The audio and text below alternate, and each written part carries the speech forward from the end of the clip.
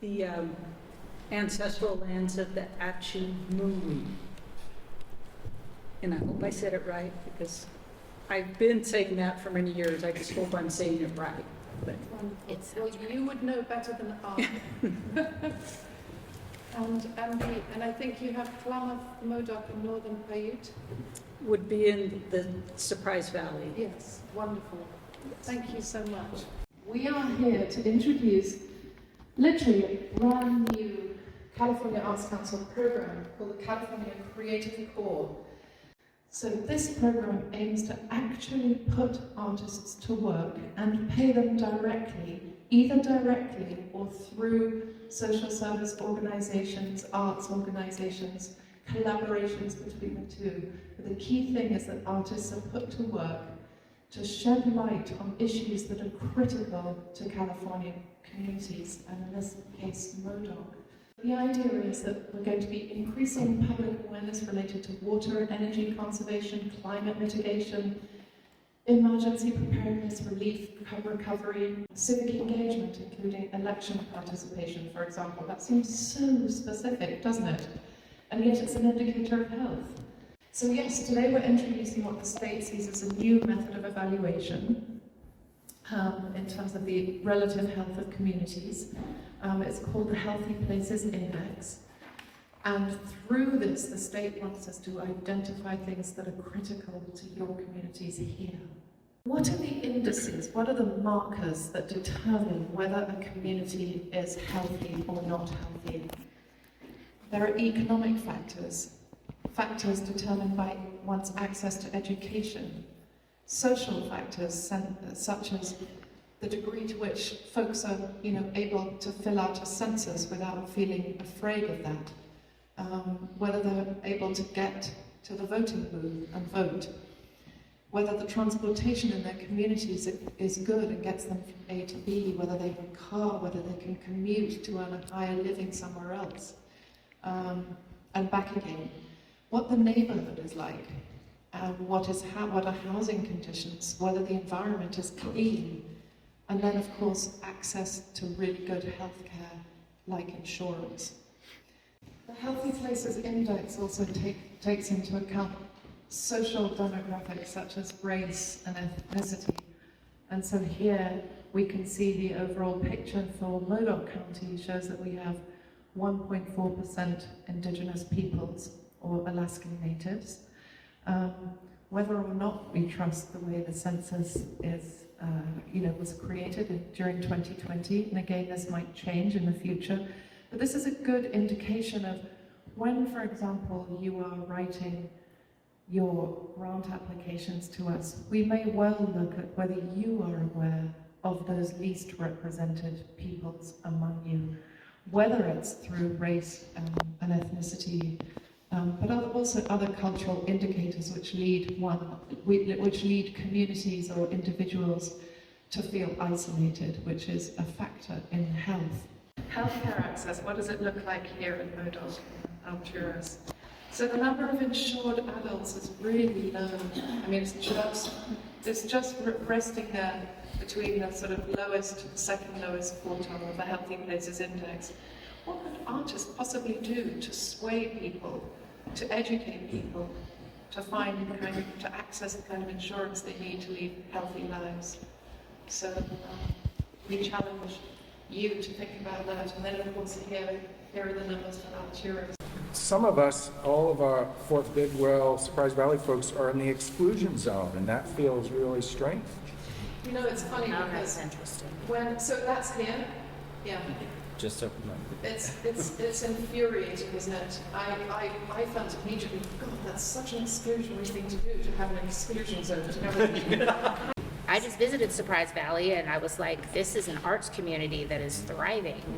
Well, and the other thing is, always keep in mind too, it's not even the opportunity for the grant process, just because it's Right. excluded here in terms of data. It's Sure. not excluded. Okay. But it is worth considering what those factors are and either building on or addressing and having that, as well as partnering with other places. What we usually tell government officials, and when we're building public will, is that where the arts thrive, so do its people. So then how can you put those artists to work, those of you who know this community, who work in this community, how can you put those artists to work to benefit other areas of the county? Can you go forth like a harp and a spoke, and create beauty and access for what you enjoy so much in Surprise Valley? So think out of the box like that as well, rather than just containing it. Well, just pointing out the employment levels, both here in track 1 and I believe as you go to the next one too, but it's just looking at, that's the 2.2 percentile. That means that 97.8% of communities have better employment conditions. Another thing to note is that even within a pale blue area, or even within a pale green area, an area that's sort of on the way to looking more or less healthy, you might find markers or policy action areas that are dragging it down, that are dark blue. So when you're thinking about, so don't be put off if you see an area that's sort of pale green. If it has areas that really are in trouble, then it's fine to, consider those areas when, tackling issues. Well, and vice versa, it might be an area that doesn't rank dark blue, but it has some conditions that really need to be addressed. And Michelle and I were burrowing down into these tracts, and we were looking at Alturas. We were looking at the category that's called social, under which census participation and voting participation is measured. And I was, and one of them, I think it was the degree to which people get out to vote. Of course, we have primary elections happening right now. And I was saying to Michelle, of course, I don't have the answer for you. You guys have the answer. You know what it is. And Michelle immediately said to me, oh my God, I know what it is. It's because it's really hard for people to access the voting booths. What we need is some incredibly beautiful wheelchair ramps that become essentially pieces of public art. That's a way to solve this issue. And I just thought, oh my God, that's amazing. Like, she immediately had the answer. She's so cool. Anyway,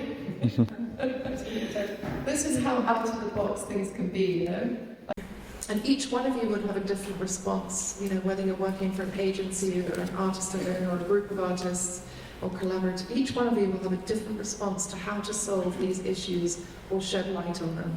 I've had this deep longing for understanding the Latino community here more. And I go to Rubio's and I talk to Caesar there and I'm like, I want to paint a mural in your restaurant and can we get some art down here? And now I have access to somebody who is fully bilingual, could translate. So I'm thinking some kind of community coalition that could put on cultural events that are beyond, Fandango days, which is fabulous, but something that could pull in these other cultural groups here. I don't think that exists that I know of. I was just thinking, what is something that we could link those studios spaces together that also involved public health, and specifically youth mental health, which is a big concern, and I think a big tie into a lot of what we've already been discussing.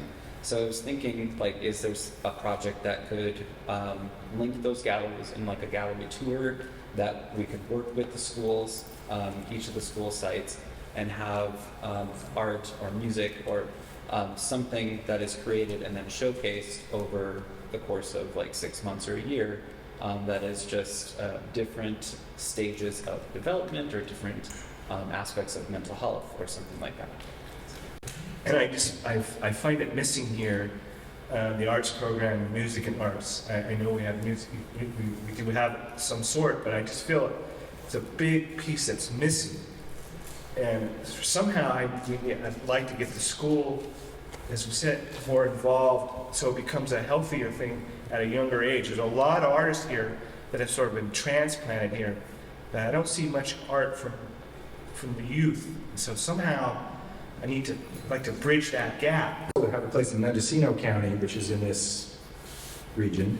And there's an extremely wonderful local community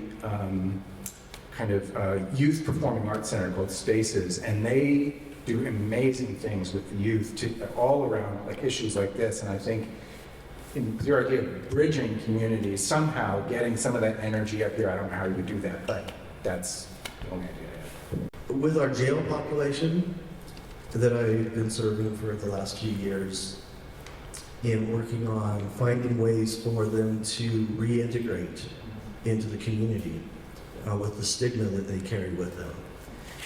And some of them are very talented artists that have no skills with technology, and they have no resources. And to be able to offer them a service to present their artwork digitally somehow, so that when they are released, they have a portfolio already, and they have maybe even some connections. When there are fun events, the community comes together, and that's a really neat time. And I think in being able to expand on that would be really neat.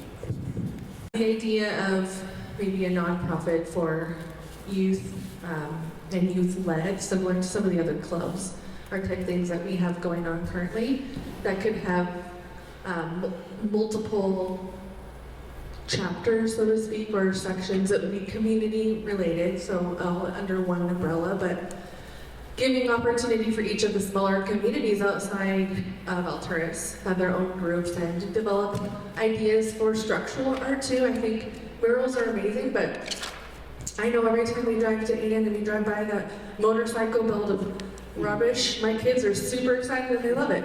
I think that structural art could be something that could be specific for each community, not just so much in one city, but something that could rally each separate community and kind of be a unifying thing that could highlight maybe something specific about maybe something that's specifically in the realm of some sort of cultural health or different types of things. I think there is a relatively large proportion of the population is formerly incarcerated folks, in part because the cost of housing here is so low that when folks get out of prison anywhere in the state, this is a place they can come and live independently.